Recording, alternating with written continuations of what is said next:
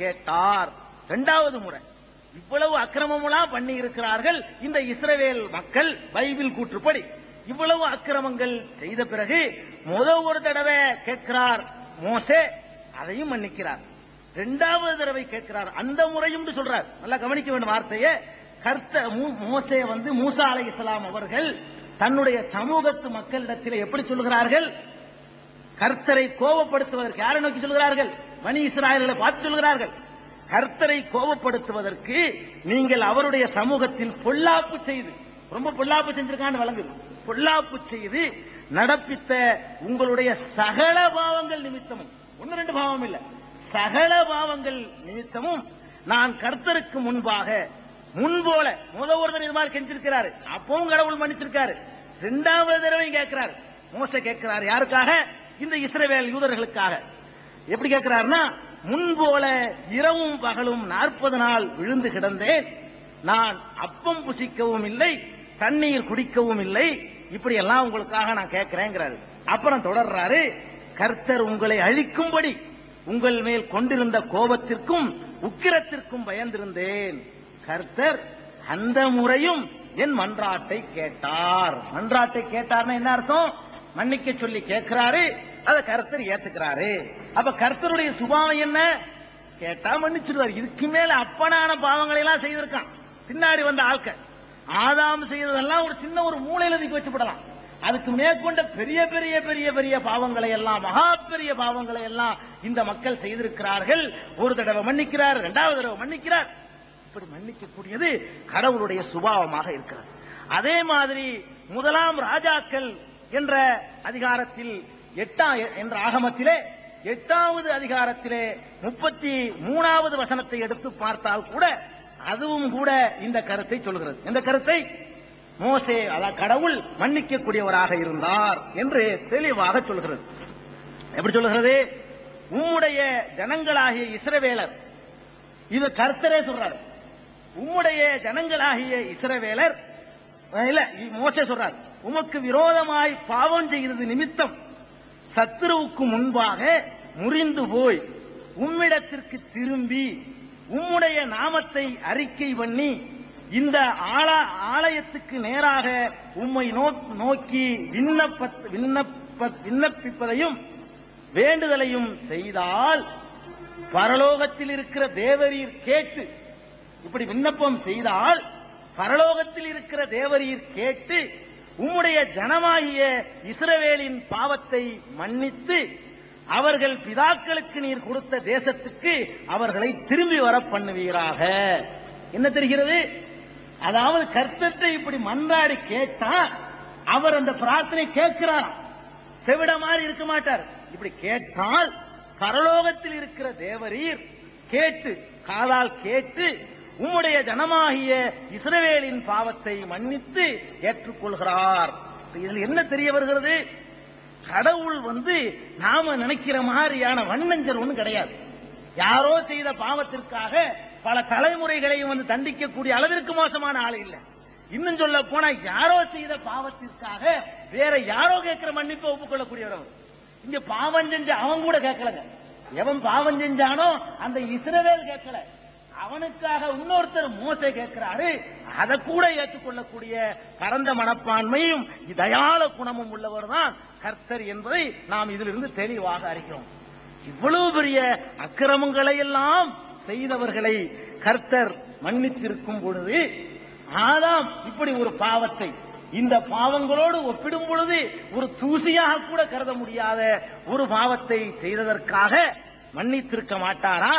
அந்த பாவத்தை ஜென்ம ஜென்மமாக ஒவ்வொருவனுடைய தலையிலும் பங்கு வைத்துக் கொண்டு இருப்பாரா? நியாய உணர்வோடு நீங்கள் சிந்தித்து பாருங்கள்.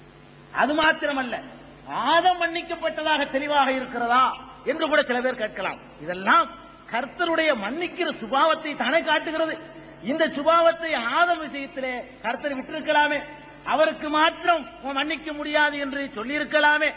அப்படி கூட யாருக்காவது தோன்றினால் ஆதமுக்கு மன்னிக்கப்பட்டதாக கர்த்தர் சொல்கிறார். ஆதமுடைய பாவம் மன்னிக்கப்பட்டது என்று சொன்னா கோட்பாடை தகர்ந்து போச்சு. எந்த கோட்பாடு?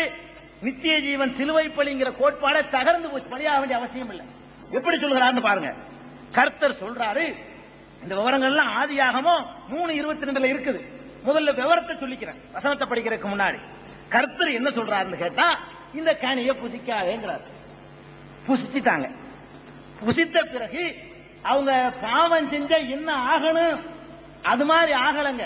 என்ன ஆயிட்டாங்கன்னு கேட்டா கர்த்தர் சொல்றாரு. ஆதியாகமம் 3:22 சொல்றாரு,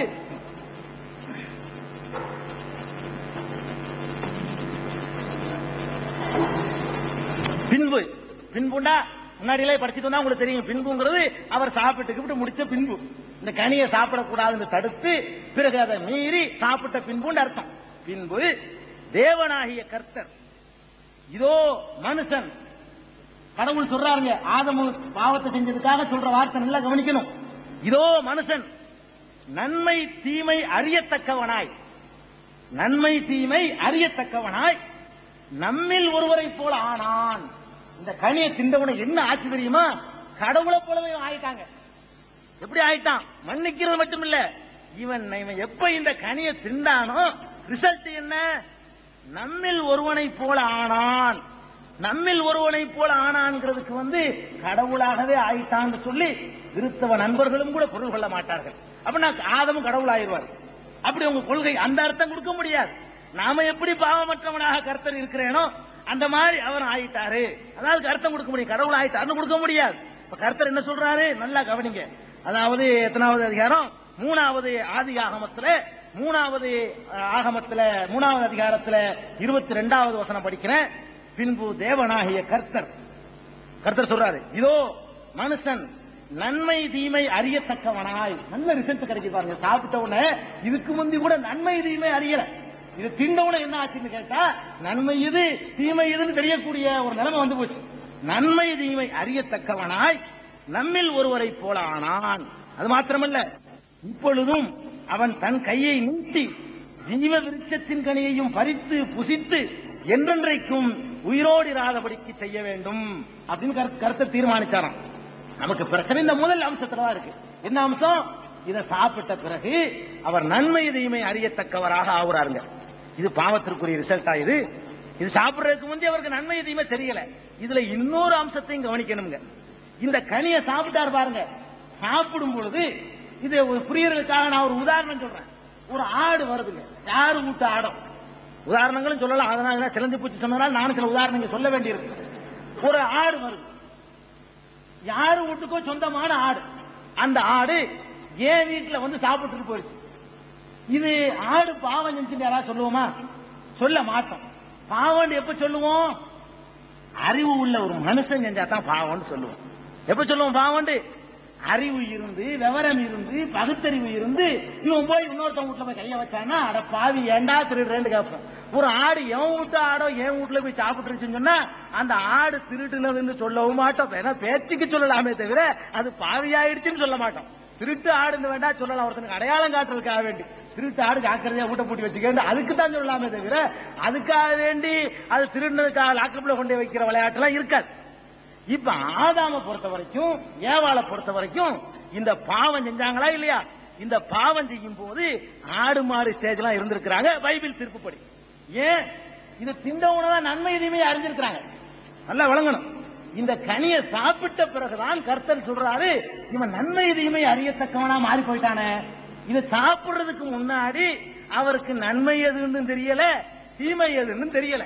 ஒரு ஆட்டை பிடிச்சிட்டாங்க போவாதன்னு உத்தரவு போட்டா போகாம இருக்குமா? இவருடைய பாவமே இல்லைங்க. பைபிளுடைய தீர்ப்பு பிரகாரம் ஆதம் செஞ்சது ஒரு பாவமா? பாவமே கிடையாது. ஏன்? இவர் தான் நன்மை தீமை தெரியல, எங்க இதை சாப்பிட்டுட்டு நன்மை தீமை எல்லாம் தெரிஞ்சிட்டு போய் செஞ்சாருன்னு சொன்னா ரெண்டாவது பாவம் செஞ்சா அதைத்தான் பாவம். அதை மன்னிச்சிருக்காரு கர்த்தர்.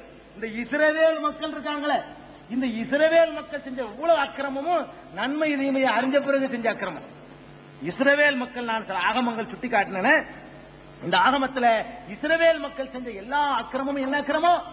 நன்மை தீமை தெரிஞ்சு புத்தி விவரம் பகுத்தறிவு செஞ்ச அக்கிரமம்.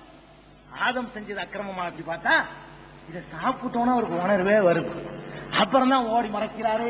ஆமா, மறைவிடங்கள் இருக்கிற மறைக்கணுமேங்கிற உணர்வு வருது, மனைவியோட சேரணுமேங்கிற உணர்வு வருது. எல்லாமே அப்புறம் தான் தெரியுது.